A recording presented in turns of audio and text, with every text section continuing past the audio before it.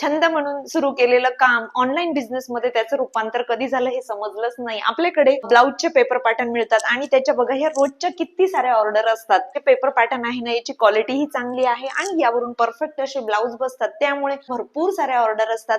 म्हणजे ज्या ताई पहिल्यांदा कटोरीचे पेपर पॅटर्न मागवतात तर प्रिन्सेस, बोटनेक अशा डबल ट्रिपल ऑर्डर ह्या त्यांच्या येतच असतात. त्यामुळे हे रोजचं काम भरपूर असतं.